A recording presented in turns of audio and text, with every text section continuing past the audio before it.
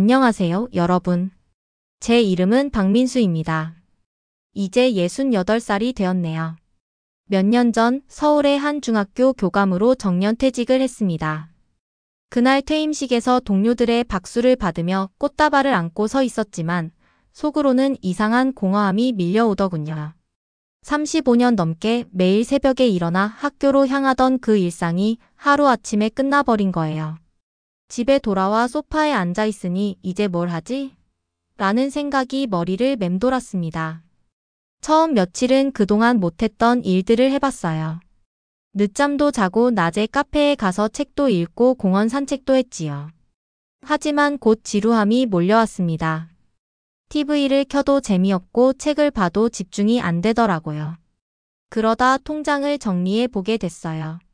집을 팔아서 8억 원, 퇴직금과 연금으로 5억 원, 모아둔 적금 2억 원까지 합치니 총 15억 원 정도였습니다. 숫자만 보면 꽤 큰 돈이었지만 계산기를 두드려 보니 불안이 커지더군요.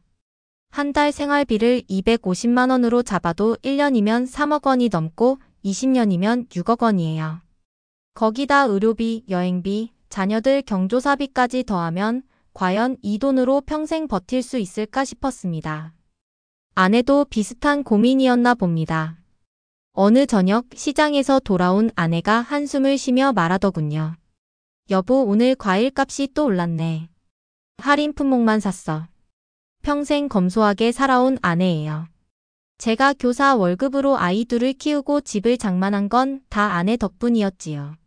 그런 아내가 물가에 한숨 쉬는 걸 보니 마음이 무거웠습니다. 그날 밤 잠이 안 와서 스마트폰을 들었어요. 유튜브에서 은퇴 후 노후 자금 관리 같은 영상이 추천됐는데 우연히 태국에서 80만 원으로 왕처럼 사는 법이라는 제목이 눈에 띄었습니다. 처음엔 믿기지 않았어요. 서울에서 80만 원이면 월세도 빠듯한데요. 그런데 영상을 보니 실제로 태국에 사는 한국인들이 나오더군요.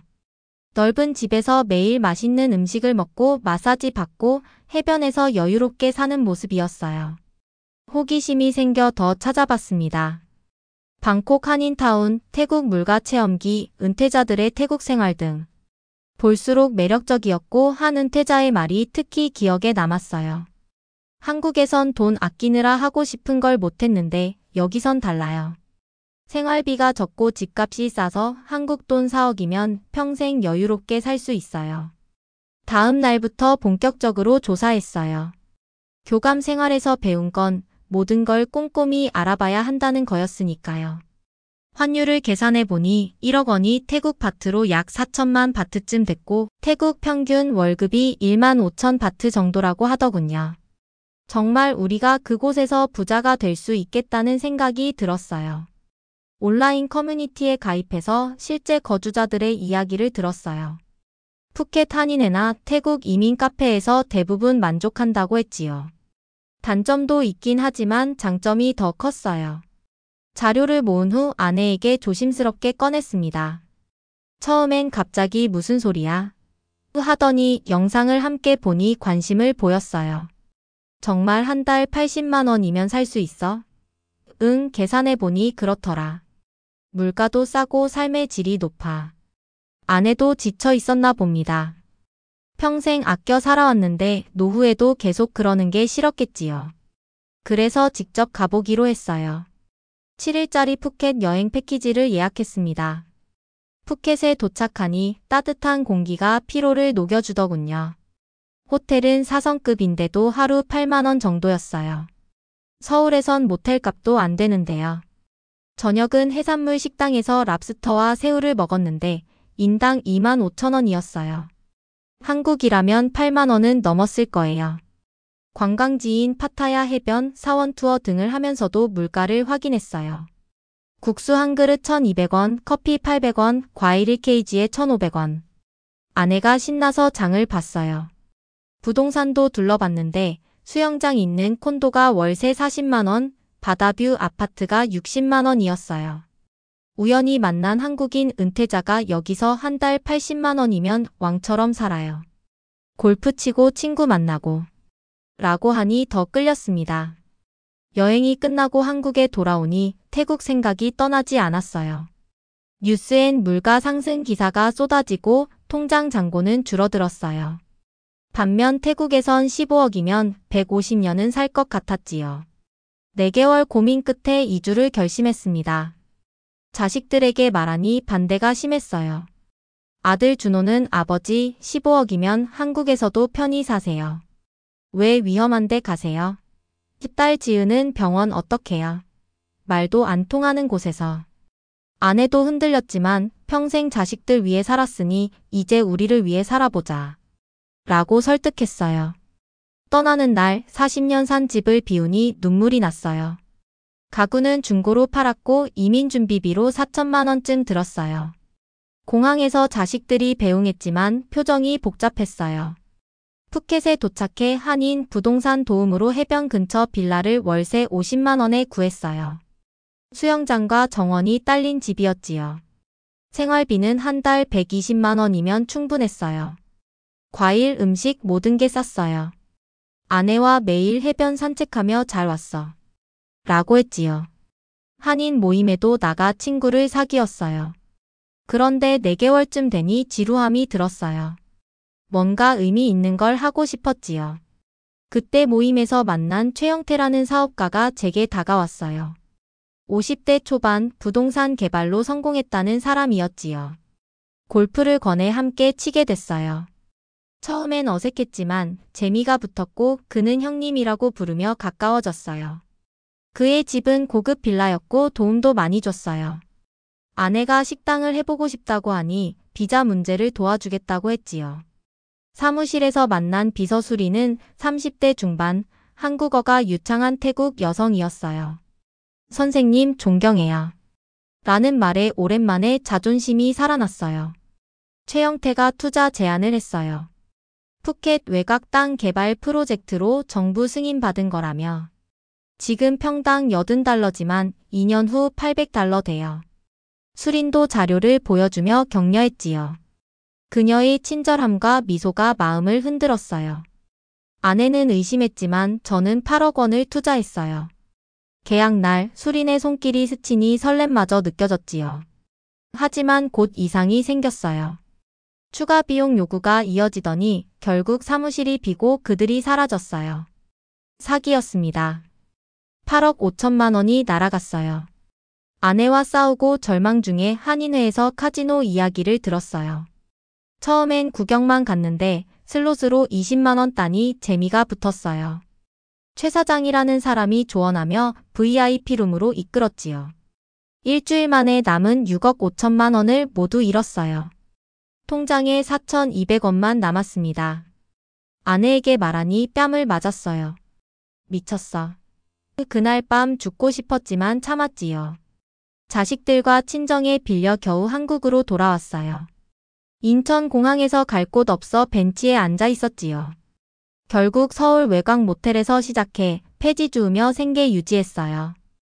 아내는 편의점 알바, 저는 아파트 경비원이 됐습니다. 이혼 위기도 있었지만 2년 만에 조금 안정됐어요. 이제 월세 40만 원 방에서 아내와 소소한 행복을 나눕니다. 한국으로 돌아온 지 한 달이 지났을 때 저와 아내는 여전히 그 좁은 모텔방에서 하루하루를 버티고 있었습니다. 방은 6평도 안 되는 공간이었어요. 창문은 작고 벽지엔 곰팡이 냄새가 배어 있었죠. 침대 하나와 낡은 책상 하나가 전부였습니다. 아내는 밤마다 편의점 야간 알바를 다니고 저는 새벽에 폐지를 주우러 다녔어요. 40년을 함께 산 부부가 이렇게 남보다 못한 사이가 될 줄은 몰랐습니다. 아내는 저를 볼 때마다 차가운 눈빛으로 지나쳤고 저도 그 눈빛을 마주할 용기가 없었어요. 어느 날 새벽 폐지를 주우러 다니며 골목을 헤매다 우연히 동네 아파트 경비실 앞을 지나게 됐어요. 경비원 아저씨가 쓰레기 봉투를 정리하는 모습을 보니 문득 생각이 들었어요. 나도 저런 일을 할 수 있지 않을까?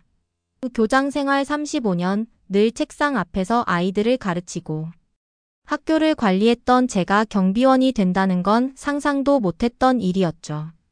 하지만 배고픔 앞에 자존심은 사치였어요. 그날 아파트 관리사무소에 전화해 경비원 자리가 있는지 물었어요. 다행히 한 자리가 비어 있었고 면접을 보러 오라더군요.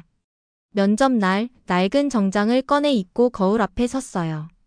머리는 희끗희끗, 얼굴엔 주름이 깊게 패여 있었죠. 한때 교장실에서 결제 서류에 사인하던 제가 이제 경비원 면접을 보러 간다니 씁쓸했지만 발걸음을 뗐습니다.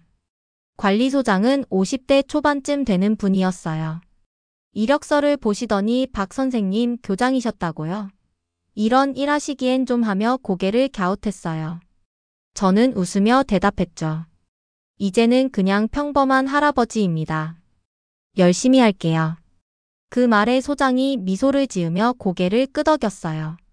그렇게 월급 200만 원, 격일제 경비원 일을 시작하게 됐습니다.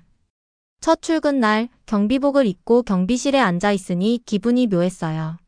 학생들이 선생님 하며 달려오던 교정 대신 이제는 입주민들이 아저씨 문 좀 열어주세요 하며 지나갔죠. 처음엔 어색했지만 하루하루 반복되다 보니 익숙해졌어요. 새벽 7시에 출근해 다음날 아침까지 근무하고 하루 쉬는 일정이었어요. 입주민들 쓰레기 분리배출을 돕고 택배를 정리하고 주차장 관리를 했죠. 힘들었지만 정직하게 돈을 버는 게 마음의 위안이 됐어요. 아내도 그 무렵 편의점 야간 알바를 주간으로 바꿨어요. 밤을 새우지 않아도 되는 일이니 조금은 나아졌죠. 하지만 여전히 우리 사이엔 침묵이 가득했어요. 하루는 아내가 퇴근 후 집에 들어오며 말했어요. 여보, 우리 이사 가야겠어요. 여기선 더 못 살아. 그 말에 동의했어요. 모텔방은 너무 비좁고 숨막히는 공간이었으니까요. 한 달간 폐지와 알바로 모은 돈에 아내가 친정 언니에게 빌린 500만 원을 보태 겨우 보증금 500만 원, 월세 30만 원짜리 원룸으로 이사 갔어요. 화장실은 따로 있고 작은 창문도 있는 방이었죠. 이사 날 아내와 나란히 앉아 편의점 김밥을 먹으며 오랜만에 대화를 나눴어요. 다시 시작합시다. 아내의 목소리는 담담했지만 그 말에 담긴 무게가 느껴졌어요. 화해는 아니었지만 서로가 서로에게 마지막 남은 사람이라는 걸 인정하는 순간이었죠. 그렇게 6개월이 흘렀어요. 경비원 일도 익숙해지고 아내도 편의점 일을 묵묵히 해냈어요. 월급을 합쳐 월세와 생활비를 내고 나면 남는 돈은 거의 없었지만 그래도 하루하루 버텨갔어요. 그러던 어느 날 경비실에서 입주민 한 분이 말을 걸어왔어요. 40대쯤 되는 여성분이었는데 아저씨 예전에 선생님이셨다고요? 우리 아들 공부 좀 봐주실 수 있을까요? 라고 하더군요. 순간 당황했지만 오랜만에 선생님이라는 말이 가슴을 울렸어요. 제가 많이 녹슬었는데 그래도 한번 해볼게요. 그렇게 동네 중학생 형준이를 가르치게 됐어요. 주말마다 1시간씩 수학과 영어를 봐주고 한 달에 30만 원을 받았어요. 형준이를 가르치며 옛 교사 시절이 떠올랐어요. 아이가 문제를 풀 때마다 눈을 반짝이는 모습, 선생님 이거 이렇게 푸는 거 맞죠? 하며 확인하는 목소리가 저를 다시 살아나게 했습니다. 형준이 어머니가 고마워하며 과일을 챙겨주실 때면 아내와 나눠 먹으며 소소한 기쁨을 느꼈어요. 그 일을 계기로 동네에서 입소문이 났는지 또 다른 학부모가 연락을 해왔어요. 그렇게 학생 2명을 더 가르치게 됐고 월 90만 원의 부수입이 생겼습니다. 경비원 월급 200만 원과 합치니 월 290만 원. 생활비와 월세를 내고도 조금씩 저축할 수 있었어요. 아내도 점점 마음을 열기 시작했어요. 어느 날 저녁 퇴근 후 아내가 김치찌개를 끓여놓고 기다리더군요. 여보 같이 밥 먹어. 1년 만에 처음으로 함께 식탁에 앉았어요. 찌개 맛이 유난히 좋았던 그날 아내가 조용히 말했어요. 우리 이렇게라도 살아서 다행이야. 그 말에 눈물이 핑 돌았어요. 베트남에서 모든 걸 잃고 서로를 원망하며 싸우던 때를 생각하니 이 작은 원룸에서의 밥상이 얼마나 소중한지 깨달았습니다. 1년이 더 지나 우리는 보증금 1,000만 원, 월세 40만 원짜리 조금 더 넓은 투룸으로 이사했어요. 작은 베란다가 있는 집이었죠. 아내는 그곳에 화분을 놓고 주말마다 함께 물을 주며 웃었어요. 여보, 우리 꽃도 키워볼까? 아내의 미소는 베트남에서 처음 이주했을 때보다 더 따뜻했어요. 저는 경비원 일을 계속하며 학생 5명을 가르쳤어요. 월 수입은 350만 원으로 늘었고 저축도 2천만 원이 됐습니다. 비록 15억 원과 비교할 순 없지만 매일 정직하게 버는 돈이라 마음이 편했어요. 그러던 어느 날 아들 준호에게서 전화가 왔어요. 베트남 이후 처음 연락이었죠. 아버지 잘 지내세요? 수진이랑 걱정돼서요. 목소리가 부드러웠어요. 저는 망설이다 솔직히 털어놓았어요. 준호야, 아버지가 많이 잘못했어. 지금은 경비원 하면서 아내와 새로 시작하고 있어. 준호는 한참 침묵하더니 말했어요. 아버지 힘드셨겠네요. 우리 다음 주에 한번 뵐게요. 그 주말 준호와 수진이가 아내와 저를 보러 왔어요. 손주들이 할아버지 하며 안기는 순간 눈물이 터졌어요. 아내도 옆에서 눈물을 훔쳤고요. 준호가 말했어요. 아버지 이제라도 잘 사시면 돼요. 우리도 도울게요. 그날 가족이 다시 하나가 되는 느낌이었어요. 지금은 2년째 경비원 일을 하고 학생 7명을 가르칩니다. 아내는 동네 주민센터에서 노인 돌봄 일을 시작했어요. 월급 150만 원, 힘들지만 보람 있는 일이에요. 우리는 매주 일요일 저녁 작은 식탁에서 함께 밥을 먹으며 하루를 나눕니다. 가끔 입주민들이 박 선생님, 은퇴자금 조심하세요. 라며 농담을 던지면 저는 웃으며 대답해요. 그러게요, 한 번의 실수도 용납 안 되죠. 그들은 그냥 웃고 지나가지만 저는 그 말이 얼마나 무거운지 알아요. 돌이켜보면 베트남에서의 실패는 제 욕심과 유혹 때문이었어요. 낯선 사람의 달콤한 말에 눈이 멀어 아내의 신뢰를 저버렸죠. 하지만 그 실수 덕분에 진짜 소중한 게 뭔지 깨달았어요. 돈이 아니라 곁에 있는 사람, 그리고 정직하게 사는 삶이에요. 지금 저는 매일 아침 경비실에서 커피를 마시며 하루를 시작합니다. 15억이 350만 원이 됐지만 아내의 미소와 가족의 품이 있으니 충분합니다. 여러분, 인생은 한 번의 실패로 끝나는 게 아닙니다. 넘어져도 다시 일어설 수 있어요. 중요한 건 포기하지 않고 곁에 있는 사람을 붙잡는 거예요. 이 영상이 도움이 됐다면 구독과 좋아요, 알림 설정 부탁드립니다. 댓글로 여러분의 이야기도 나눠주세요. 그 한 줄이 누군가에게 큰 힘이 될 수 있습니다. 다음 영상에서 더 따뜻한 이야기로 찾아뵙겠습니다. 감사합니다.